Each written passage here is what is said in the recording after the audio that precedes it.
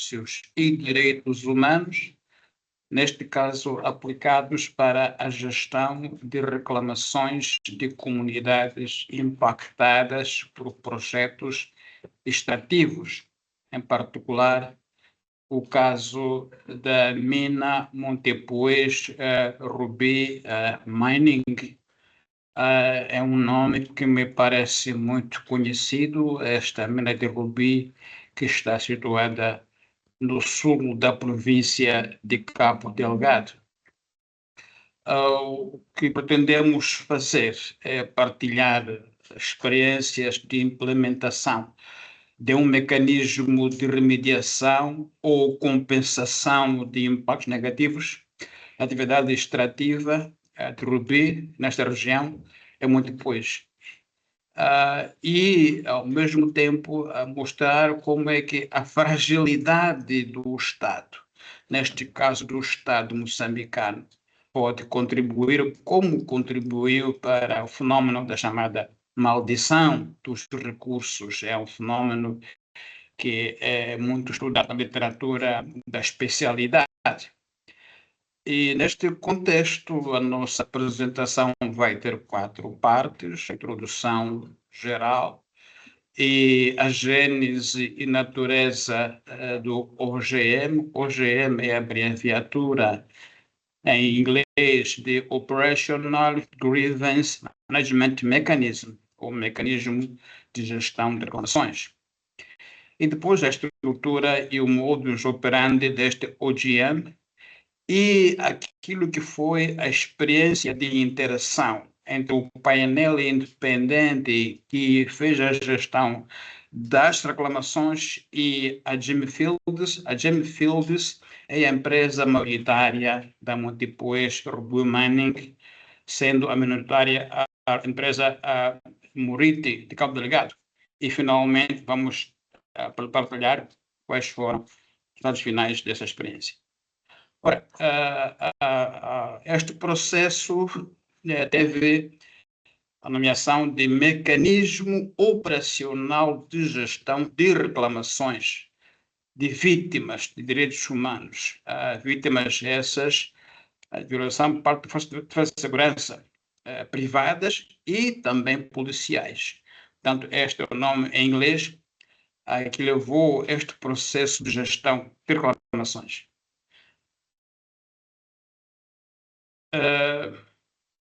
Primeiro, dar o contexto de onde é que fica esta mina, esta concessão.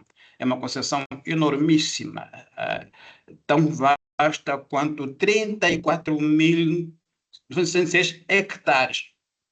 É um território enormíssimo que está na concessão da MRM, 34.900 hectares, é muita terra.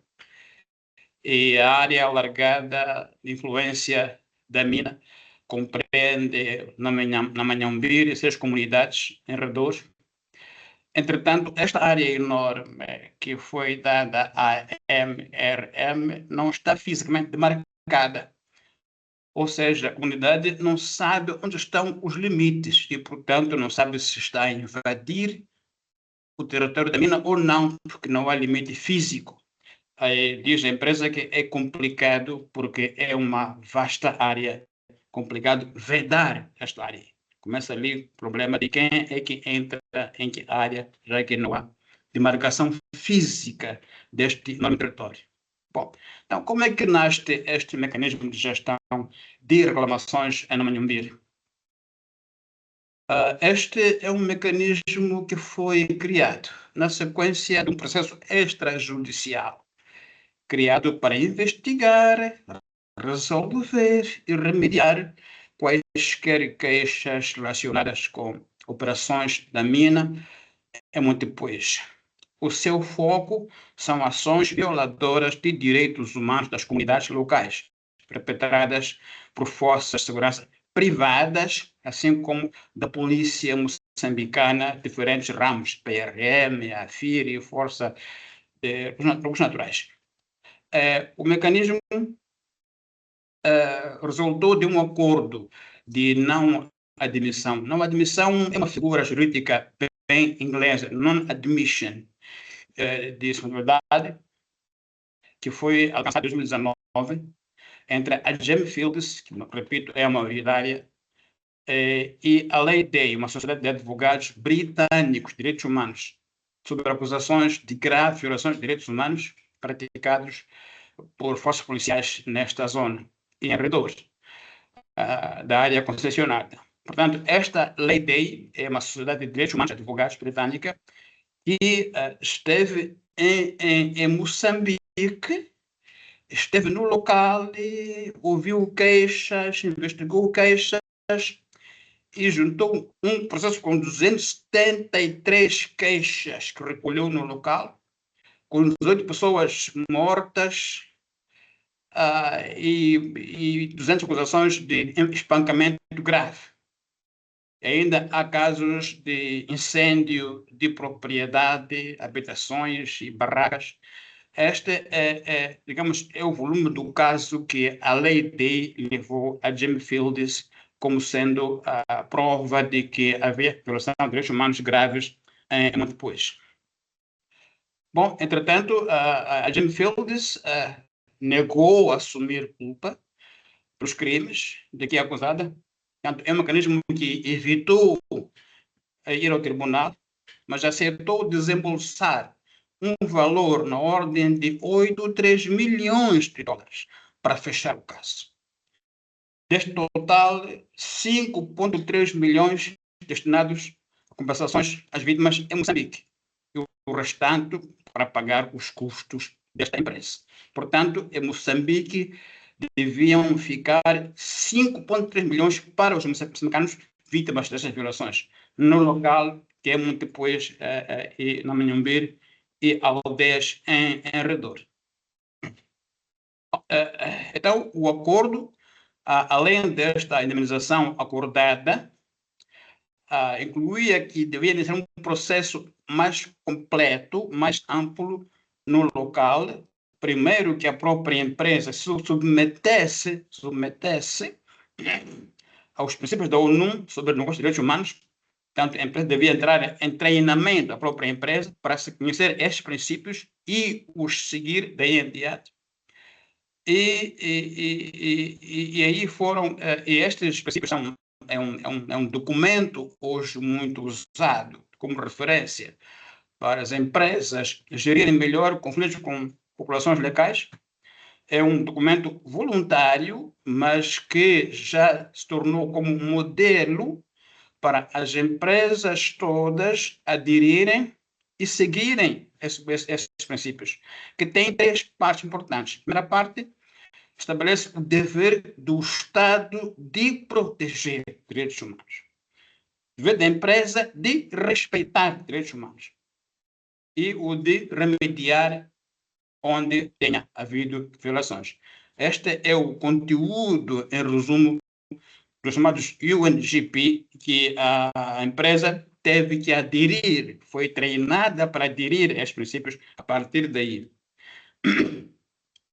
E daí em diante havia duas fases que seguiam. Uma fase que era a atribuição daquela compensação de 5,3 milhões de dólares para a comunidade local, e uma segunda fase mais abrangente, que seria voltar-se ao terreno e ouvir mais pessoas com mais tempo. Então, estabelece o OGM, que foi muito negociado demoradamente, porque havia que esclarecer que este mecanismo não deve branquear crimes, deve apenas olhar para direitos humanos remediáveis.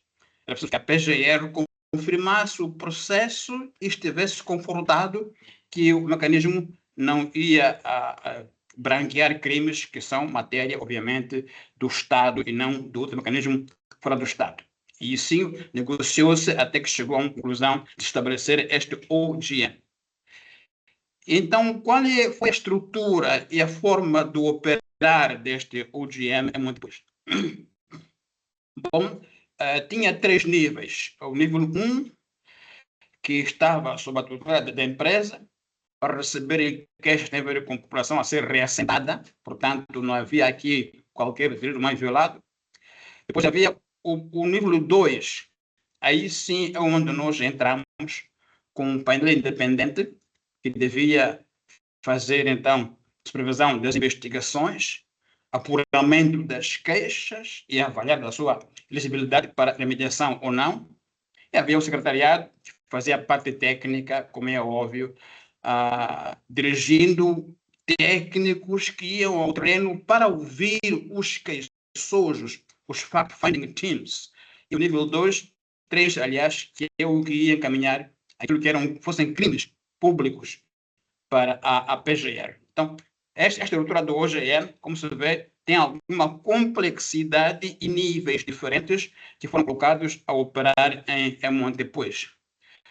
E ainda havia um monitor independente com a função de avaliar em cada semestre o desempenho do mecanismo e produzir qualquer recomendação que fosse necessária para melhorar o processo dentro dos critérios dos UNDPs. Então, esta estrutura do OGM, como vemos, com alguma complexidade, com mecanismos de monitoria, de fact-finding e de avaliação para decidir se os factos são elegíveis, se podem ser remediados e como é que se remediam os factos que fossem vistos como elegíveis.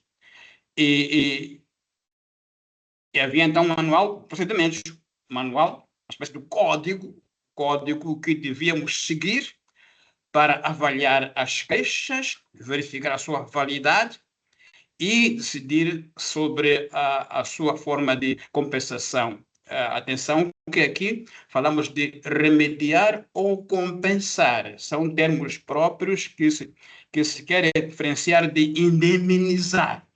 Indemnizar é outra figura jurídica, que é muito mais do que compensar. Seria repor a situação como estaria se o facto não fosse violado. É diferente de remediar. Portanto, nós estamos em área não jurídica, que é remediação e não indemnização. Então, o manual era uma espécie de código que seguíamos para decidir quem pode ser ou não a ser indemnizado e como. E havia 3 formas ou 4 formas de remediar. Uma forma era assistência psicossocial, ou tratamento médico, conforme os casos, que fosse isso, ou formação profissional de média duração para jovens em particular. Atribuição de um kit de insumos agrícolas para as pessoas começarem a vida, ou compensação financeira, incluindo treinamento para gestão financeira. Podia-se fazer uma espécie de aliança entre 3 modalidades, não eram exclusivas mutuamente. Então, estas eram modalidades que estão no manual, que podiam ser consideradas para compensar vítimas confirmadas de agressão de direitos humanos por parte da polícia ou de forças privadas de segurança da Montepuez Ruby Mining. E aí, então, fomos contactados com uma protocolização cívica administrativa para presidir o painel independente. Nós, como presidentes do painel, e havia uma vice-presidente, advogada de direitos humanos, com sede em Pemba, e 5 membros indicados por outros ONGs em Montepuez. Assim, o painel responsável por receber, avaliar e decidir foi assim constituído, no qual eu próprio era o presidente deste órgão. E havia um secretariado técnico que reportava os técnicos que iam ao terreno e fazia coisas mais técnicas do processo. E foram criados pontos para receber reclamações. Uma espécie de pontos de correio, entradas de queixas em diferentes localidades de Montepuez, Biomining, para que as pessoas lá pusessem as suas queixas, não pusessem, pondo, claro, o nome e o endereço para ser contactáveis, ou então iam a linhas telefônicas também, porque havia um pessoal pronto para receber chamadas telefônicas, ou para ter dúvidas esclarecidas. Então, havia diferentes pontos de entrada para a população ir depositar lá as suas queixas ao longo dos 3 primeiros meses iniciais do processo. E houve, então, um período piloto, desculpa, de 3 meses, em 2019, durante o qual havia informação extensa às comunidades sobre este mecanismo, para que soubessem que é um mecanismo onde deviam levar as queixas e como podiam levar as queixas, também para perceber onde é que o mecanismo era ou não fraco para ser melhorado. Então, em 2020, iniciou-se o processo de decisão sobre as queixas, reclamações recebidas. O tipo de queixas que recebemos no painel independente eram agressões físicas graves, por vezes incapacitantes, praticadas por forças de defesa, forças policiais, diferentes ramos da polícia, até a Polícia Nacional. Havia atos de desterro é o termo, em que as pessoas eram convocadas para reuniões numa escola, sem saber qual é o motivo. De repente, alguém pedia se quem tinha identificação, que entrava no caminhão, que era deixado longe do distrito, não entrava ninguém. Portanto, desterro, houve esses casos. Havia confiscação ilegal de bens como motorizadas e até alegações de soterramento de garimpeiros. Portanto, práticas bastante graves que nos eram encaminhadas como queixas. Mas havia ainda queixas muito mais complexas, que não era possível o painel comprovar a sua veracidade. De tão difíceis que eram. Como, por exemplo, alegações de incêndios criminosos repetidos em aldeias. Alegações de abuso sexual em massa contra mulheres e homens, incluindo sodomização. Aí decidiu-se contratar uma sociedade de pesquisa especializada para apoiar o painel a verificar se essas queixas tão graves eram ou não eram verdadeiras. E a empresa, infelizmente, confirmou que eram queixas verdadeiras, que houve incêndios consecutivos em aldeias, houve abusos em massa de mulheres, houve homens sodomizados que ficaram incapacitados, relatórios bastante difíceis de ler, que recebemos desta empresa, sociólogos, antropólogos e psicólogos que nos ajudaram a ir ao terreno, confirmar que estas tão graves quanto estas. E, portanto, começamos a tomar as decisões, a ler os processos, e houve dificuldades logo no início de interação e de decisão. Logo no início, em novembro, houve primeiros 5 casos confirmados, dos quais deliberamos a favor 2 casos, e já foi motivo para grandes desavenças entre o painel e a empresa.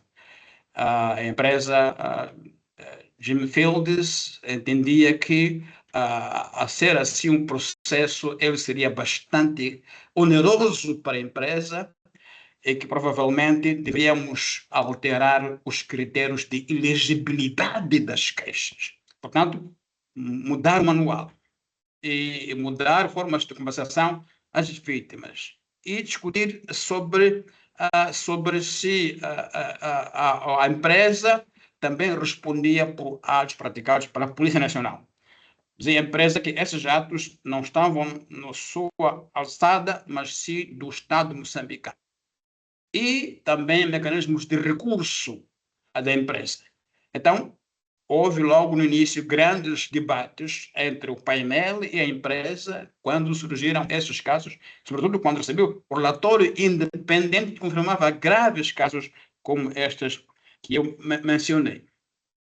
E pronto, foi decidido então criar um novo manual com correções que, no ponto de vista do painel, eram correções impeditivas, porque impunham condições aos queixosos que estes dificilmente podiam alcançar. Por exemplo, que os queixosos deviam apresentar provas documentais de agressão, documentais de violação, como provas médicas, como provas de documento policial, que deviam ter testemunhas oculares, com 4 indicadores, com data da ocorrência do incidente, local do incidente, portanto, indicadores quase impossíveis de alcançar, pois eram práticas que ocorreram há bastantes anos, 8, 9 anos, e, portanto, a empresa impôs alterações ao manual, tais que bloquearam a capacidade do queixoso de provar que foi vítima, porque não podia, obviamente, depois de 8, 9 anos, ainda conservar documentos médicos ou testemunhas oculares de que foi vítima, apesar de que havia provas de empresas privadas que fizeram a pesquisa. E qual foi, então, portanto, e assim o mecanismo quase que entrou em colapso 2 anos depois. Mas até setembro de 2023, o painel tem recebido, no total, perto de 3.000 casos ou queixas de direitos humanos violados por falta de segurança ao serviço da MNR, incluindo práticas como agressões físicas com sequelas incapacitantes para toda a vida, portanto, homens que partiram à bacia, não podiam mais se locomover, nem trabalhar, deportações de supostos residentes ilegais levados à força por caminhões, escoltados pela polícia para longe das suas aldeias, incêndios criminosos de habitações e barracas, e isto foi comprovado por imagens de satélite que nós pedimos para que fossem tiradas. A imagem de satélite comprova que houve incêndios repetidos em diferentes aldeias de Nhambir. Portanto, a palavra de ordem era clean up the area, limpar a área, em inglês. Portanto, essa expressão era a expressão que comandava toda a operação, tal como a pesquisa feita pode aprovar.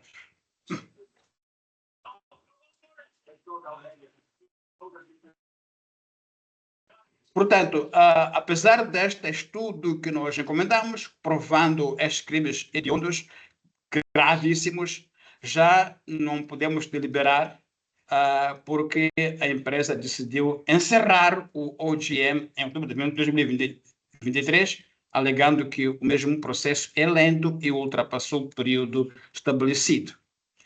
Assim, do total de 3.000 queixas, apenas cerca de 1.000 terão sido adequadamente atendidas no período que funcionou o OGM, de pouco mais de 1 ano e meio, porque a Jim Fields jamais esteve genuinamente disposta a corrigir as suas práticas na Manhumbir e muito menos a compensar com justiça as milhares de vítimas de violência das forças de segurança ao serviço do MRN. E, portanto, os resultados pouco significativos do OGM refletem a falta de vontade da empresa, pois até o fecho deste processo, em outubro de 2023, ocorriam atos de violência injustificados das forças de defesa e segurança na mina. Portanto, apesar de que a empresa aceitou os ANGP e aceitou de due diligence a partir de 2009, continuou ainda assim a haver atos de agressão policial muito violenta em Montepuez, até quando este mecanismo é encerrado em 2023. Esta que é, digamos, em resumo, a experiência que me parece pioneira em Moçambique, de aplicação dos UNGPs numa empresa internacional que foi alvo de processos no estrangeiro e finalmente aceitou aplicar os UNGPs em Moçambique, porém, a um certo instante, o processo ficou um fiasco porque a empresa simplesmente foi relutante em compensar quando deu conta de que havia um número muito elevado e comprovado de vítimas ao longo de muitos anos naquela zona de Montepuez Ruby Mining. E assim fechamos a nossa apresentação. E muito obrigado.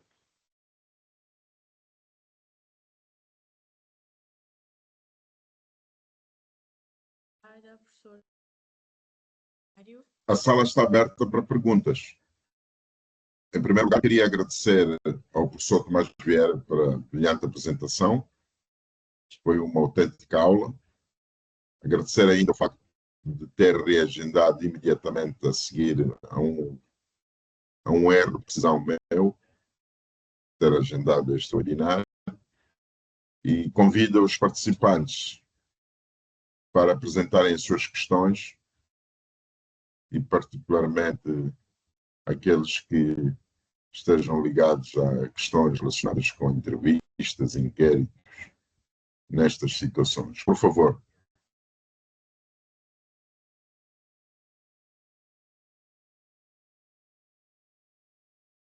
Irmaline, pode fazer o resumo.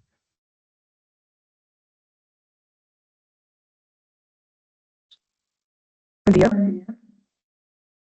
Primeiro quero agradecer ao professor Tomás Vieira Mário pela apresentação em relação à gestão de conflitos.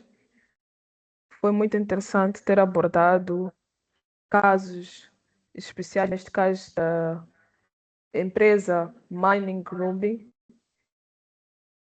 que está a atuar na cidade de... E gostei imenso da sua participação. Gostaria de perguntar ao professor Tomás Vieira Mário se estes são os únicos métodos de gestão de conflitos. Com a sua experiência, gostaria de saber, em outros casos, se podemos apresentar os mesmos métodos.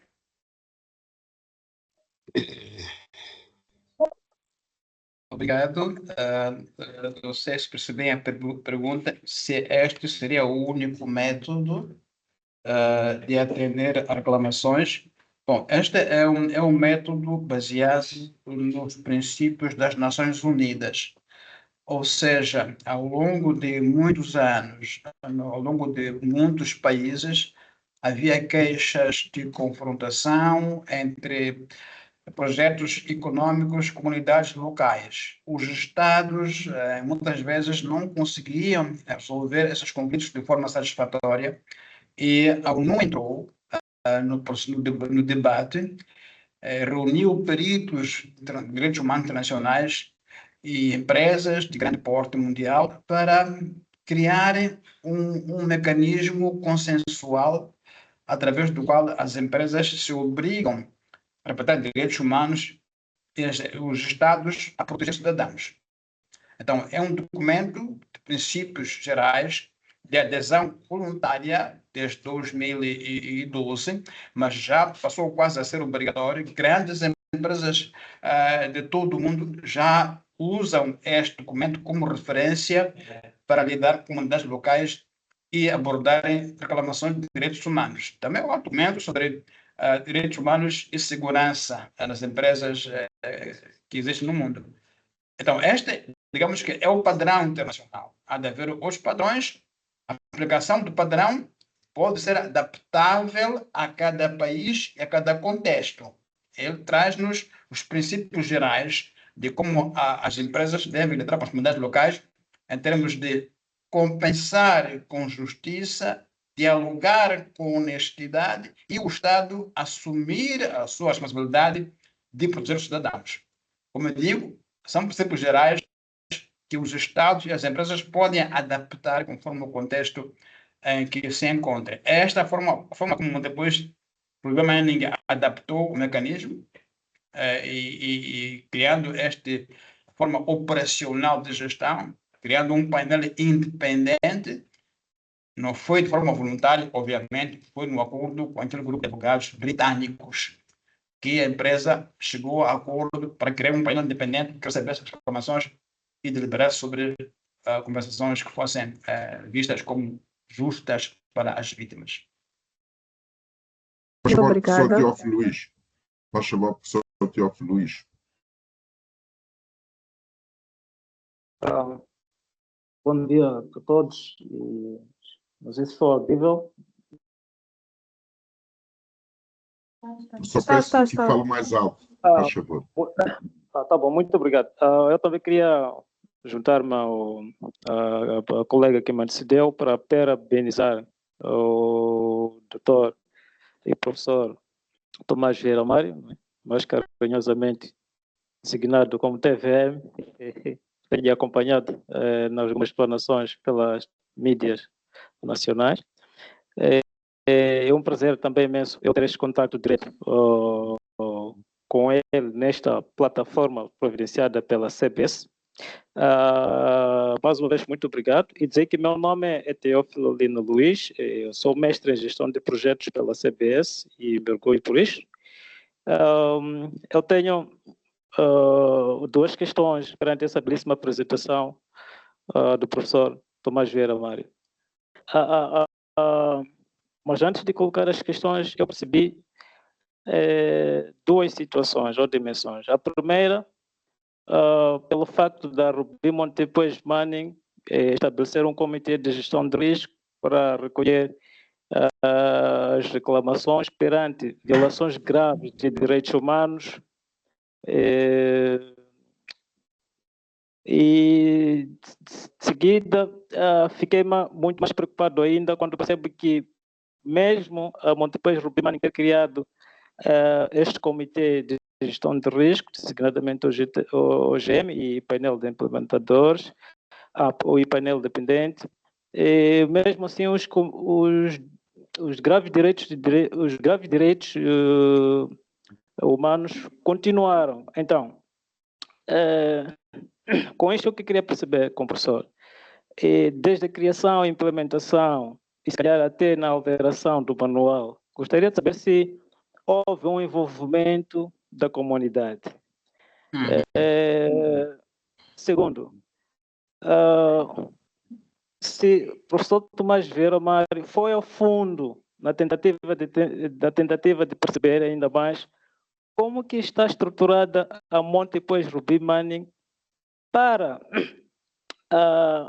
continuar com a gestão dessas crises de violação de direitos humanos, uma vez que o painel, ou seja, o mecanismo de gestão de riscos foram cancelados. Ou seja, se existe uma plataforma de modo a criar uma sustentabilidade na gestão, acreditamos nós que provavelmente até hoje persistem esses direitos humanos, sobretudo numa altura em que a província está sendo afetada por conflitos perpetrados por órgãos armados não governamentais, vulgarmente chamados de insurgentes ou terroristas. E, por último, gostaria de perceber que tipo de recomendações poderia dar desde o governo central, governo provincial e, por fim, a Montepuez Ruby Manning e a comunidade. Essas partes interessadas. Que tipo de recomendações o professor Tomás Vieira Mário poderia deixar perante esses resultados que foram encontrados por si? Muito obrigado e dizer mais uma vez, está de parabéns pela pesquisa. Obrigado, mestre Teófilo. Suas perguntas são pertinentes e nos proporcionam, talvez, a oportunidade de aprofundar ainda mais a nossa apresentação. Primeiro, destacar que a empresa, a Montepuez Ruby Manning, não entrou neste processo por vontade própria. Não foi. Foi por força de um acordo que ela alcançou com este grupo de advogados Lay Day britânicos. É o seguinte, este tipo de corporações que têm acionistas nos países de origem, eles ficam muito sensíveis quando histórias como estas são divulgadas nos países de origem. Os acionistas ficam muito sensíveis e não querem ver o seu nome, o seu capital associado a este tipo de dados. Então, quando uma empresa britânica de advogados levanta o assunto na Inglaterra, houve muita pressão dos acionistas para que algo fosse feito em Moçambique. E, portanto, a depois, o Manning foi forçada pelos acionistas em Londres, nomeadamente a Jimmy Fields, que é a empresa-mãe, a entrar neste mecanismo. E aparentemente, penso que não estavam conscientes até onde podia ir o processo, em termos de que tipo de queixas e quanta gravidade ela seria para indemnizar. Até quando contratamos uma empresa privada de sociólogos e juristas e psicólogos que foram ao terreno e confirmaram queixas gravíssimas.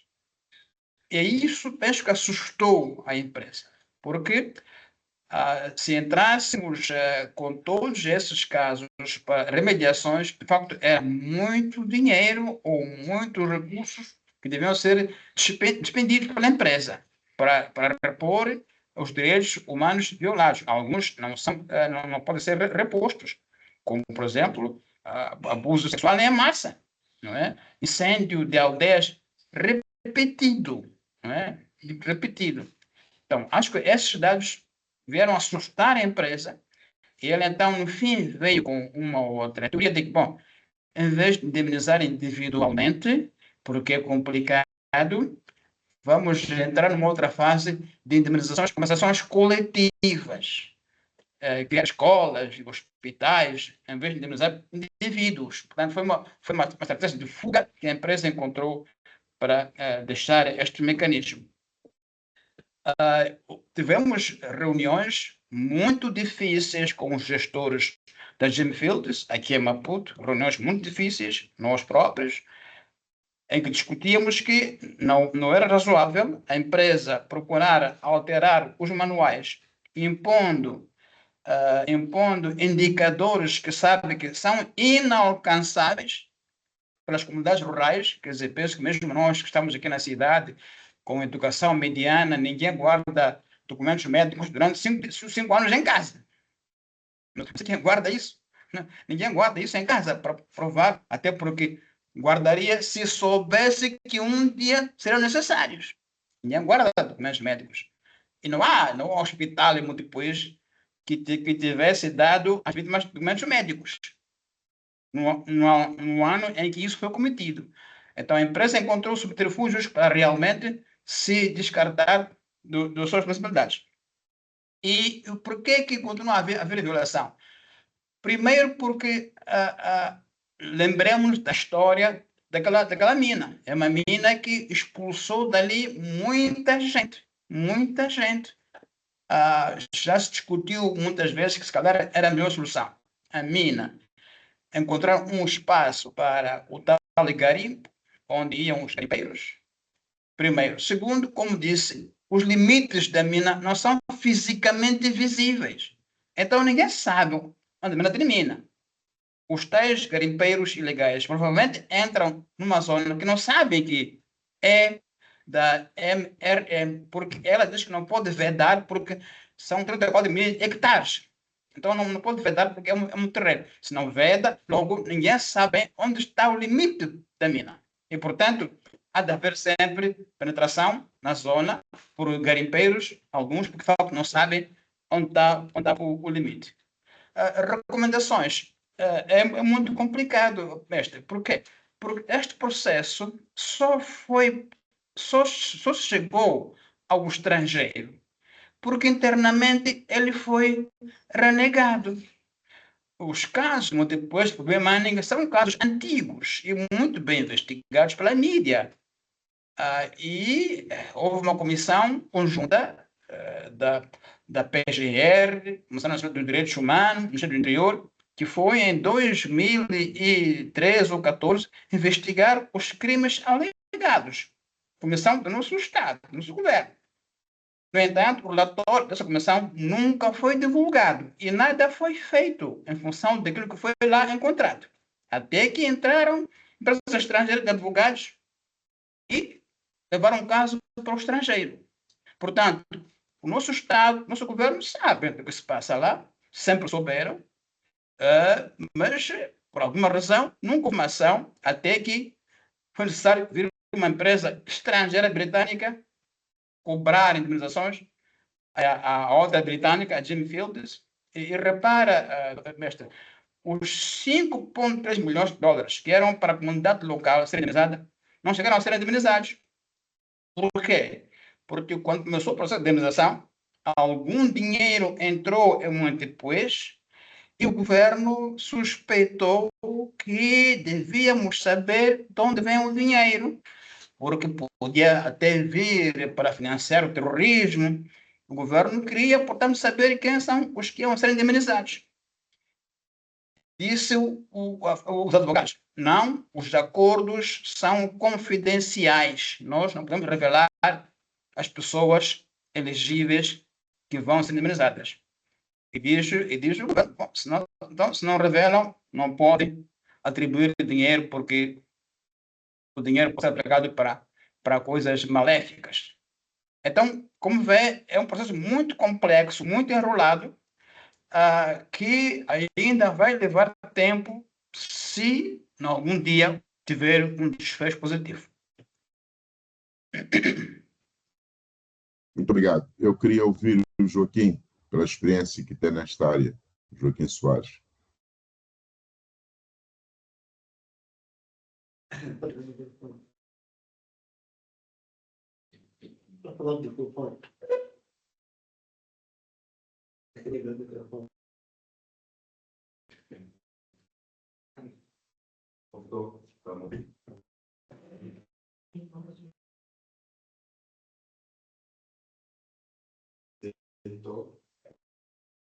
Faz favor, Joaquim. Então, pronto, eu primeiro queria agradecer ao professor Mário. Pronto, é uma apresentação belíssima e eu, como estamos sendo lá da zona, novo, tudo isso que aconteceu passado constantemente e senti isso, realmente senti que não existe absolutamente nada sobre o desenvolvimento da própria comunidade. Não existe nada. A comunidade ainda vive mais pobre ainda. Mais pobre, e isso é uma situação realmente que nós temos aqui já a conhecer, para que isso não aconteça. Temos ali agora as estradas, né? As estradas pegam um país que leva 5 horas, tem 130 quilômetros, mas existe uma riqueza. E não fala-se em Estados Unidos, e o que é que deixaram a seguir, o que é que deixaram na sua atividade? Muito obrigado. É uma situação muito grande, mas pronto. Muito obrigado, engenheiro Joaquim. Eu penso que as primeiras palavras sempre são de agradecer o orador pelo facto de se mostrar disponível em estar conosco, em dar esta aula. Depois é que fazemos a apresentação. Está bem? Obrigado. Por favor, professor Tomás Vieira Mário. Muito obrigado pela oportunidade de partilhar esta experiência. Foi uma experiência para nós muito reveladora. Também ensinou-nos os meandros desta grande indústria extrativa, como é que se lida com ela e as consequências que se pode ter num estado frágil como é o nosso. De facto, todo o problema, professor Lourenço Dias, todo o problema de Cabo Delgado pode ser visto como resultado de um estado frágil, em muitos casos um estado ausente.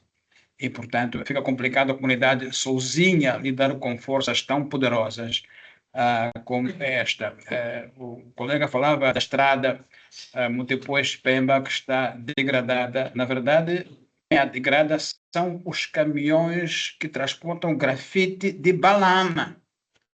Então, temos no sul de Cabo Delgado, Balama com grafite, a seguir depois Bemanig. São caminhões enormíssimos que rebentam com a estrada Pemba, depois o transporte de grafite. era suposto que essas empresas grandes pudessem garantir que, pelo menos as estradas que usam, elas próprias mantivessem. Mas não é o caso. Obrigado, professor, pela oportunidade. Eu, como sempre, tenho que fazer a minha avaliação. A minha avaliação, em termos de 0 a 10, é 10. Queria lhe dar os parabéns, com distinção e louvor. A segunda questão que me parece oportuna, dado que, e por isso agora vou revelar, sem nenhuma forma de dizer algo que não sai da minha alma, eu penso que desde sempre, não sei se os colegas mais novos sabem, que o professor Tomás Vieira Mário é uma instituição, é uma marca para o bem comum. São raras as pessoas com o seu perfil. Significa isto que esse Estado que nos estamos a referir, nós fazemos parte dele. E como fazemos parte dele, nós devíamos procurar o que a mim me parece que é falta de algum isso social desde o município, presidente do município de Montepuez, presidente ou administrador de Montepuez, as universidades em Montepuez, já me disseram que existem universidades. O que é que elas têm feito para revelar o bem comum? Este exercício que acabamos de fazer é um exercício que se devia replicar com alguma insistência e não se resumir nas conversas, eventualmente, que eu e o professor Tomás Vieira Mário temos a dois. Por isso é que eu justifico estes webinars. Quando faço os convites, digo, olha, o que me está a dizer, porque é que não fazemos uma aula? Mas como o professor Tomás Vieira Mário, melhor do que eu, pode avaliar o estado do nosso grupo-alvo ou audiência, as pessoas não têm nada lhes é apelativo, nada lhes é atrativo, nada lhes é, se quiser, assertivo, autêntico. E eu penso que o índice da audiência do professor Tomás Vieira Mário é bem maior, e este seria um debate que nós deveríamos continuar a fazer, porque o Estado somos nós, é povo, território e poder político. Então, nós é que não existimos, porque o senhor ministro existe, o primeiro-ministro existe. Nós é que não existimos. Eu não sei se o AID está preparado para fazer as fotografias, para os colegas ligarem as câmaras e para pedir a seguir a Irmalino fazer um pequeno resumo e o professor Adérito Nhankutani fechar o webinar. Faltam 3 minutos para fecharmos. Engenheira Irmalino, faz favor. Sim, volto aqui a falar. Queria de novo mais agradecer à presença do professor Tomás Vieira Mário. Também quero agradecer a apresentação da colega Débora Silva. Agradecer também ao senhor Teófilo pela sua participação e por ter trago questões que podemos aprofundar o tema de pesquisa do professor Tomás Vieira Mário. Foi um tema interessante para a gente aprender mais sobre a gestão de conflitos naquilo que são as atividades que às vezes costumam acontecer em certas partes do país, entender sobre o padrão das Nações Unidas para este tipo de casos e entender como é que está a funcionar aqui o nosso país de acordo com esse tipo de gestão de conflitos. Iria pedir agora ao Aires para poder efetuar as fotografias e queria que todo mundo ligasse as suas câmeras.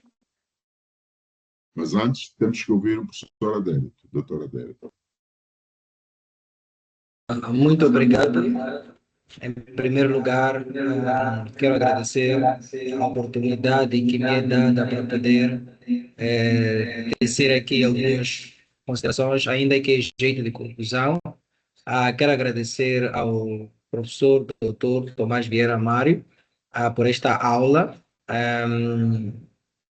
esta aula e por tudo aquilo que o professor aqui pode apresentar, que na verdade vem nos despertar, não é? E isso também serve de reflexão para Moçambique, para além dos rubis, Moçambique também tem outros recursos.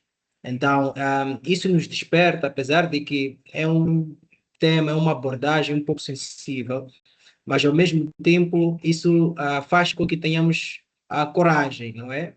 Para que possamos enfrentar isso e de modo que isso não se possa replicar para outros pontos do nosso país, onde nós temos tantos outros recursos.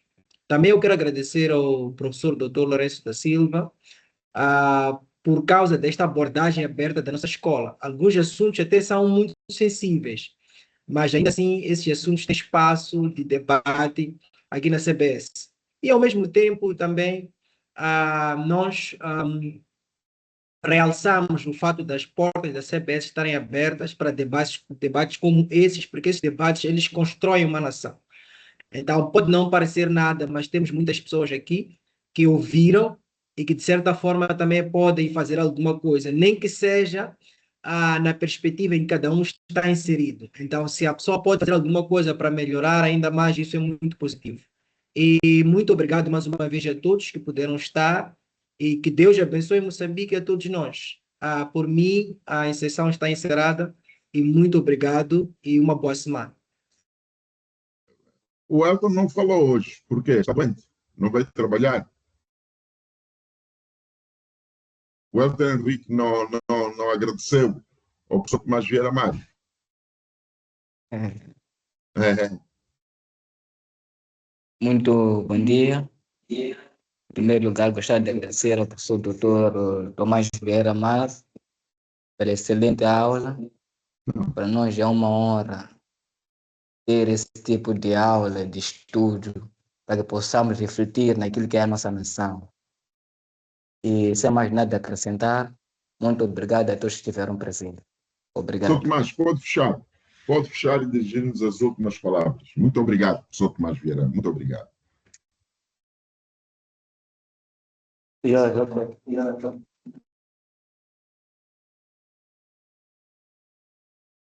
Pode fechar, professor Tomás Vieira Mário. Tem o microfone desligado. Marlene, assistência em tempo real. O professor Tomás Vieira Mário tem o microfone desligado.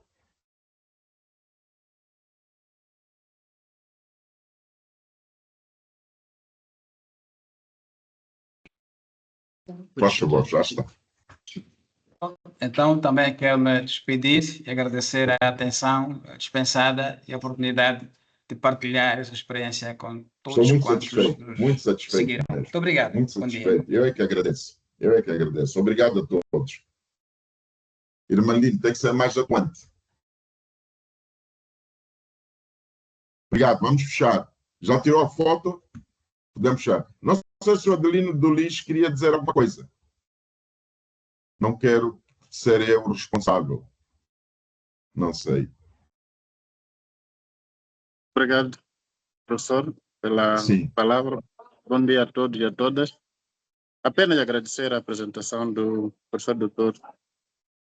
Tomás Mário Vieira e também agradecer pela oportunidade de fazer parte deste webinar. Na verdade, é um tema de certa importância para mim, como cidadão moçambicano, também como estudante da CBS. Muito obrigado. Um abraço a todos. Vamos desligar. Obrigado a todos.